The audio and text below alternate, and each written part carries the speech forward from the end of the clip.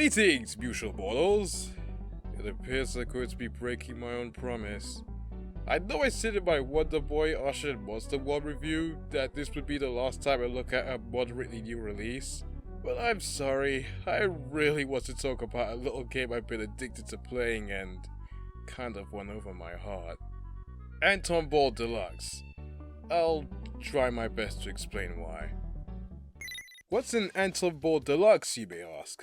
Well, imagine Breakout, cross Wario Land, cross Mario Bros, and that pretty much sums up this indie title, which was developed by Summit Sphere, but the game's director, Tony Grayson, played a big hand in it.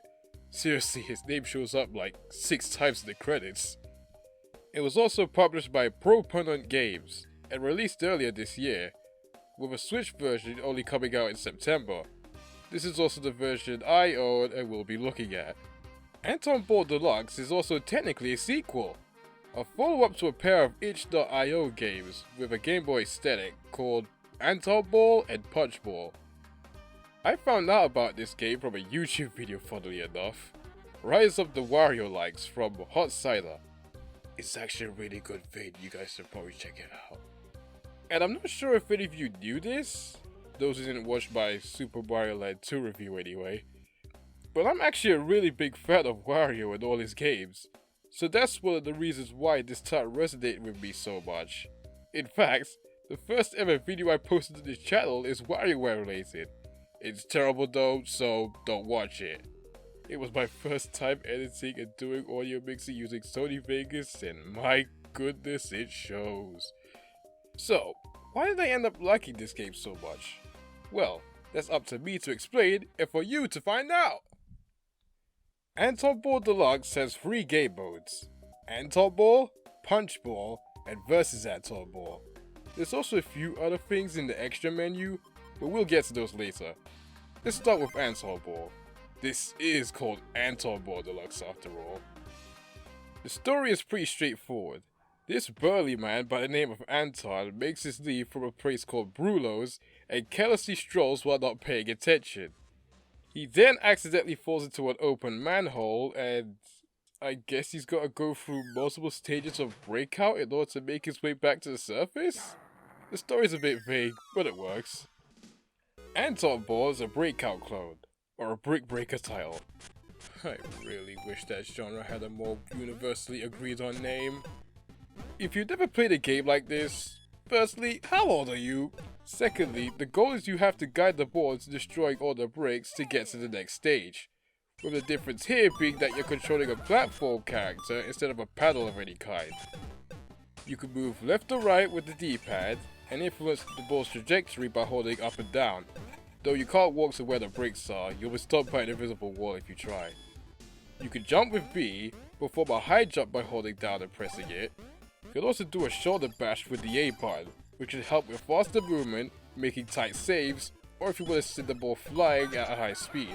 But don't do that too often, because in some instances it'll make things harder to react to. If the ball destroys a bunch of bricks before returning to your side, it will start a combo and earn you a big bunch of points, though I swear that only happens to me when I get lucky. There are also a few power-ups that can aid you. One that creates after images of yourself that can cover more ground. There's a slowdown thing which makes the ball always move at its slowest speed, easing up on reaction time. A gun which allows you to shoot at bricks with a Y button. These usually tend to show up when there aren't that many bricks left, to help you get the last few. And the multi-ball, which creates 2 extra balls to help out, but you only get 1 extra if the block is destroyed with a gun power-up for some reason. And as useful as it is, things can get kinda hard to micromanage while it's active. Too many balls! You can also find poker chips that are placed in certain locations, and some which appear randomly. Collect these for bonus points. You start off with 5 lives and a continue. You can earn an extra life for every 10,000 points you earn, and earn an extra continue if you complete a bonus stage, which is every 6th stage. With the exception to the final stage, stage 30, which hosts the only boss fight in the entire game. And to be honest, it's not much trouble, compared to the stages that come before it anyway. If the ball gets lost, you lose a life. If your character touches a hazard, like certain enemies or a bottomless pit, you'll also lose a life. Also, you can only take out enemies using the ball or a gun power-up. Don't attempt to shoulder bash them because it won't work. There's 5 worlds which have 6 stages each. And you don't have to start from the beginning if you run out of lives and continues. You can start from the beginning of each world you've unlocked if you want. Not sure what this funny thing is all about though. Overall, Antonball is a challenging but unique and fun Breakout clone. It's one of those easy to learn, tough to master sort of games. There's even a tutorial at the start which helps easy win in some of the techniques. It may seem really difficult at first, but with some practice you can master this game's mechanics.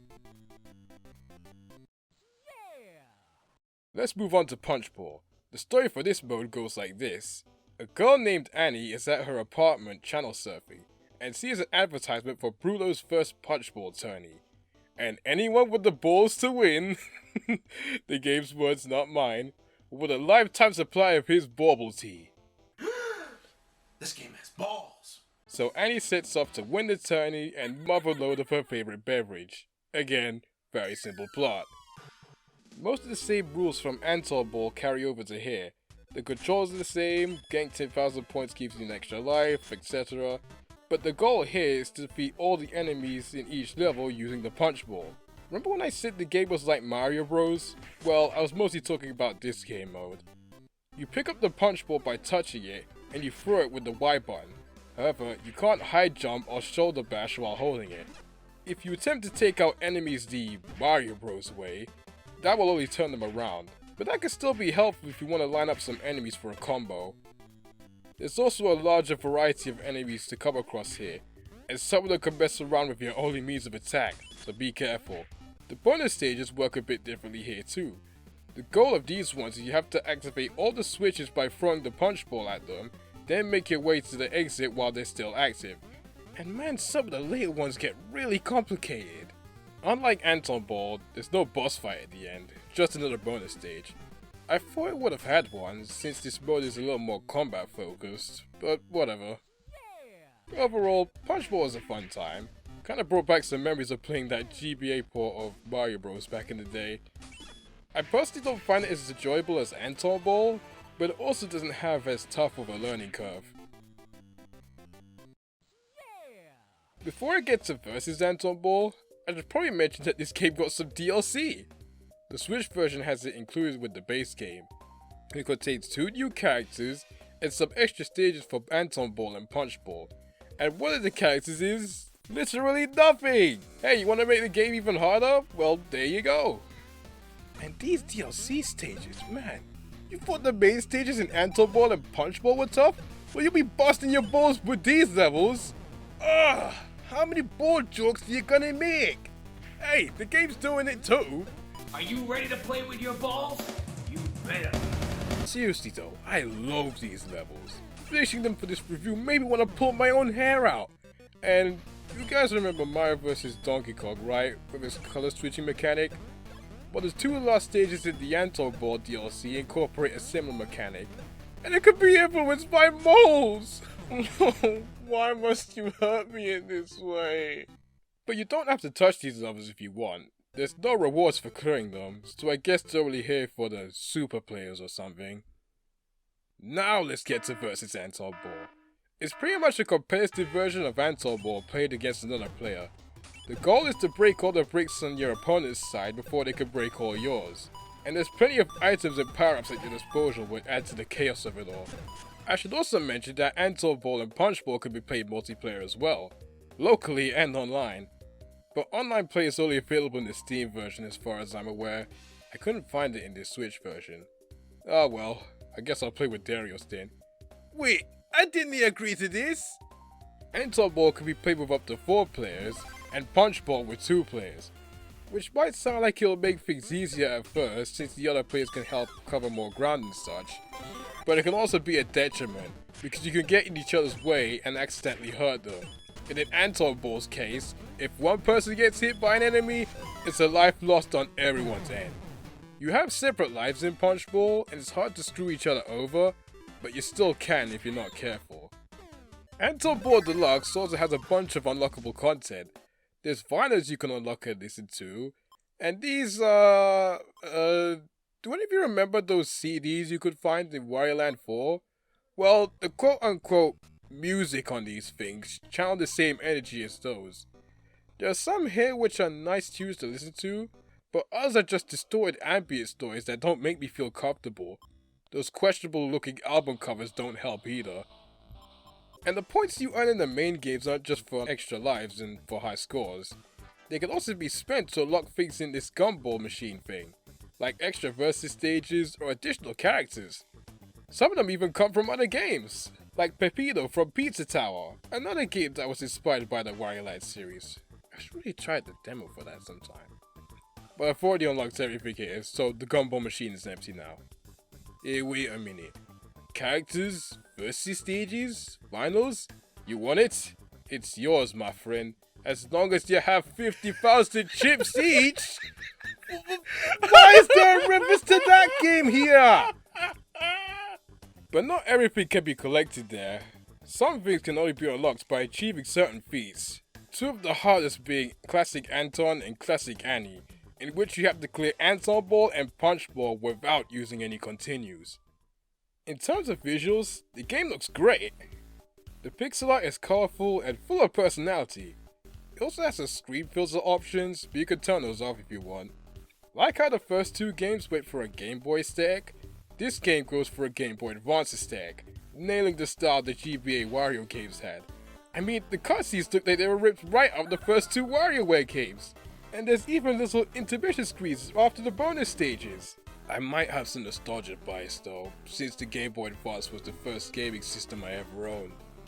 Antonball Deluxe's soundtrack was composed by Tony Grayson. There's that name again! And man, the music didn't need to go this hard, but these jams are catchy.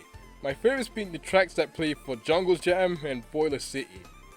I have to give praise to the sound design as a whole, as that too helps to add to the Game Boy Advance aesthetic. The voice clips sound compressed and are, again, very reminiscent of the GBA Wario games. In closing, Antonball Deluxe is a fun little indie title that also pays great homage to the games it was inspired by. It is quite old school and certainly has a learning curve, but once you get past that, its enjoyment will welcome you with open arms. If Breakout cross Wario Land cross Mario Bros sounds like any fun to you, this will be something you'll definitely enjoy. Seriously, I think this game might have dethroned Snake though it is my favorite Brick Breaker game. Anyway, as previously mentioned, it's available on Steam and on the eShop for the Nintendo Switch. Again, get the Steam version if you're looking to play online because the Switch version lacks that. But don't let that turn you away from the Switch version, because this port is probably the better option for local multiplayer. And it does come with the DLC, so that's also something to consider. Man, I know I usually don't cover moderately new releases on this channel, but this came out surprisingly better than I thought it would. Again, I usually prefer to review older games since it can sometimes be difficult to find information about newly released stuff, especially if the game is niche like in Wonder Boy's case. But maybe this isn't so bad after all. Oh yeah, about that special video I promised. It will most likely be ready in January. Most likely. I would have had it scheduled for December, but Darius wants to cover something that comes out that month, don't you? Yeah, I'll get on that. For those who are curious about what he's going to look at, I'll give you a hint. It's a port of a game that was briefly featured in that Nintendo Direct put out in September, and that port just so happens to be of a game he looked at last year. I'm sure some of you will figure it out. But until then, thank you for watching, be good, and stay healthy, fellow mortals!